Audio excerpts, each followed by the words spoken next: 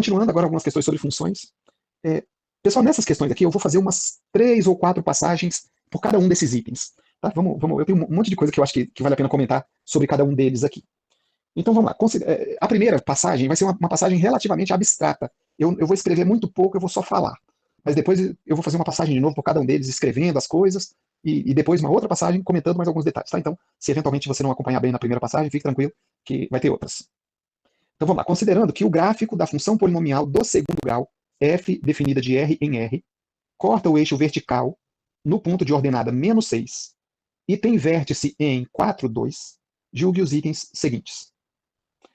74. A função f é decrescente no intervalo de 10 até infinito. Primeira coisa que eu observo é que, como corta o eixo das ordenadas, o eixo vertical, no ponto menos 6, que é um número negativo, e o vértice tem ordenada 2, que é um número positivo, eu estou vendo que o vértice está mais alto do que um ponto da parábola, no gráfico da função. Isso significa que essa parábola tem concavidade voltada para baixo. Se ela tem concavidade voltada para baixo, ela é crescente num pedaço antes do vértice e decrescente num pedaço depois do vértice. Ora, o vértice tem a abscissa 4. Então, do número 4 para o infinito, do 4 para frente, ela é sim decrescente. Ora, o 10 está para frente do 4, então ela é sim decrescente do 10 para o infinito. O item 74, portanto, está correto. O item 75, inclusive, foi parte da minha argumentação. A função f tem concavidade direcionada para baixo. Sim, como o vértice está acima de um ponto do gráfico, o vértice vai estar acima de todos os pontos do gráfico. Isso significa que a concavidade é voltada sim para baixo. 76, f de 8 é igual a menos 6. Ora, eu sei que a ordenada menos 6 acontece lá quando a abscissa é igual a 0, porque está cortando o eixo vertical. Todos os pontos do eixo vertical têm abscissa 0. E eu sei também que a parábola é simétrica em relação ao vértice. Ora, da abscissa 0, que está no eixo vertical, até a abscissa 4, que está no vértice, passaram-se 4 pontos. E dada a simetria do gráfico que eu acabei de comentar, o próximo ponto do gráfico que vai ter ordenada menos 6 vai ser simétrico em relação a essa distância de 4 pontos. Do vértice até o eixo vertical, 4 pontos. Do vértice até o outro ponto que vai ter a ordenada menos 6, mais 4 pontos. Então vai ser 8 mesmo. Portanto, sim, certeza, f de 8 é igual a menos 6. Correto, item 76. Item 77, a função f possui uma raiz negativa. Ora, a função é negativa, quando x for igual a 0, lá no eixo vertical, ela passa pelo ponto de ordenada menos 6. E depois, no ponto de abscissa 4, ela já é positiva 2. Então, ela é negativa no ponto de abscissa 0, que está aqui no eixo vertical, e ela é positiva no ponto de abscissa 4. Então, tem uma raiz entre 0 e 4.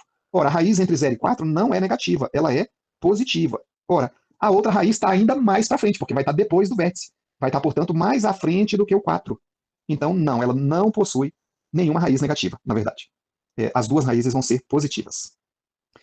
Bom, vejam que essas primeiras 4 questões eu consegui resolvê-las. É claro que tem que ter já acumulado conhecimento sobre função de segundo grau e tal. Então eu falei de modo bem direto, bem rápido, porque eu estou pensando assim, ó, se fosse lá na hora da prova, eu estou preocupado com administrar o tempo. Como é que eu posso responder essa questão rapidamente?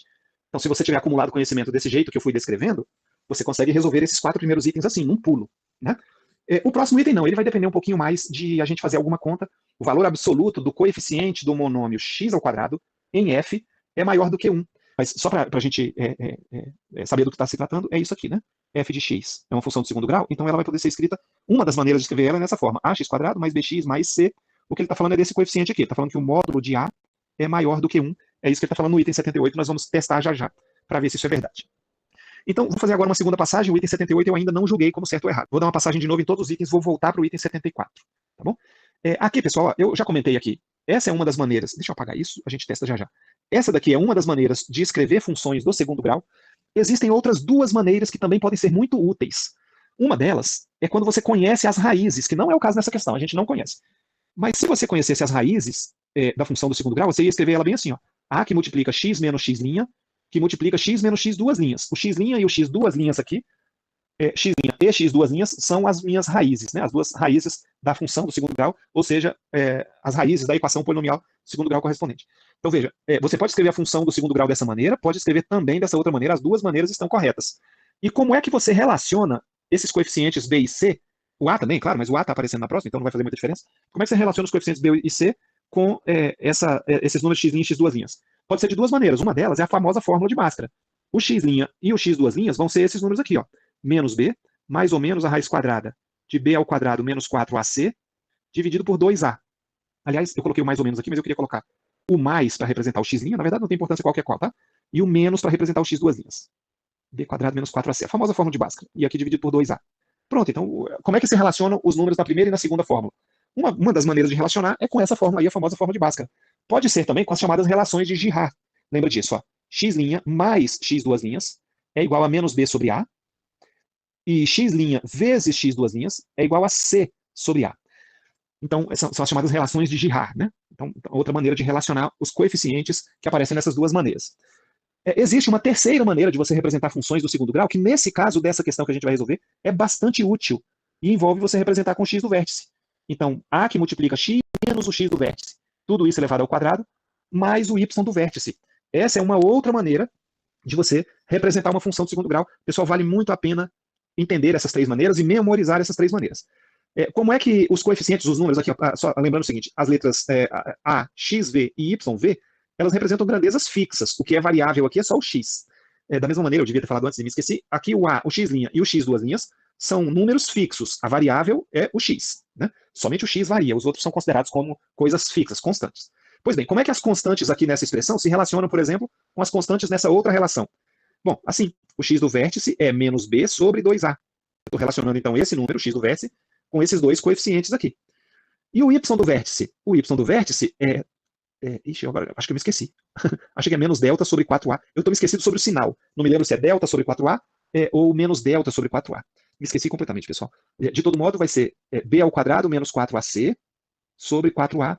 E eu acho que tem o menos aqui na frente, eu estou me esquecido. Depois eu confiro e falo para vocês, tá?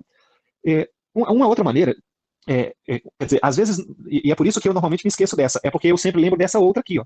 Quem é o y do vértice? Ora, é o f do x do vértice. Então, uma vez que eu já conheço o x do vértice, eu venho para essa fórmula e não para essa.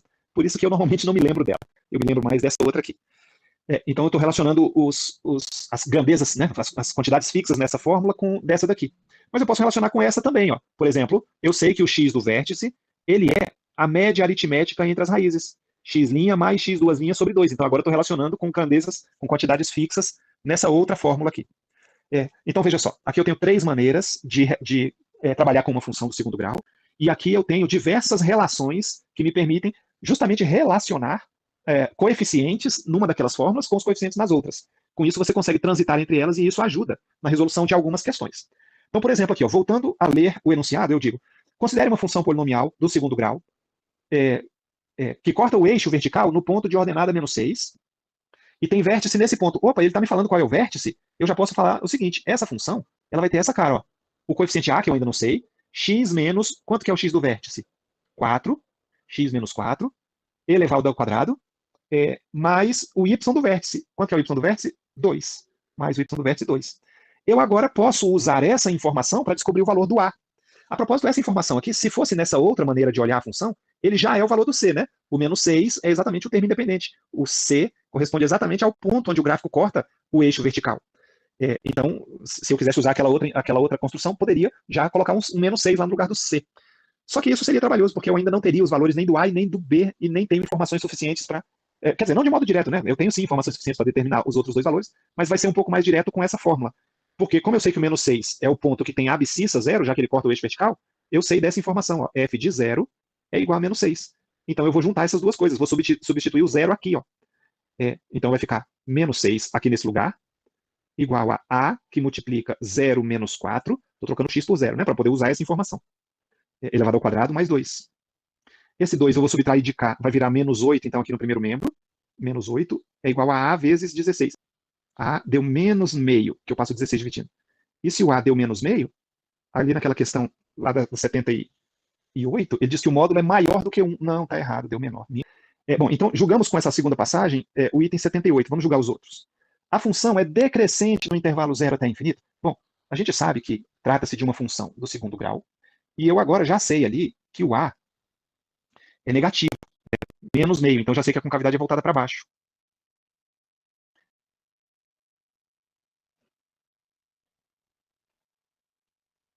Então eu estou com isso aqui. Ó. Eu tenho aqui o ponto menos 6. Aqui eu tenho o número 4. O 2 está aqui. E aqui eu tenho o vértice da minha função. A minha parábola vai ter que passar por esse ponto, por esses dois pontos, então ela vai ter uma cara assim. Vértice aqui e vem para cá. Essa é a cara da minha parábola. O número 10 vai estar aqui para frente, vamos dizer. Tá, tudo bem, aqui é assim o 10. A minha parábola está continuando aqui.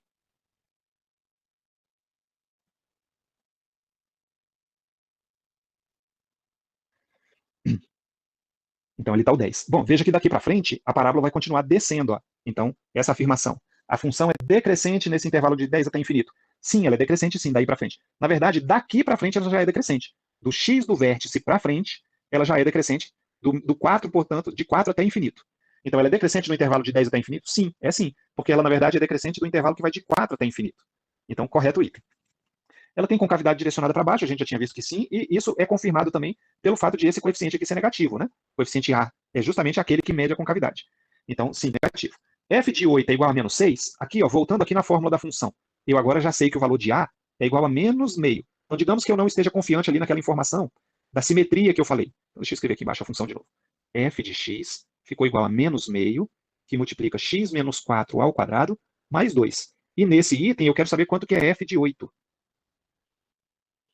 F de 8 vai ser menos meio, que multiplica 8 menos 4 ao quadrado, mais 2. 8 menos 4 dá 4, elevado ao quadrado dá 16.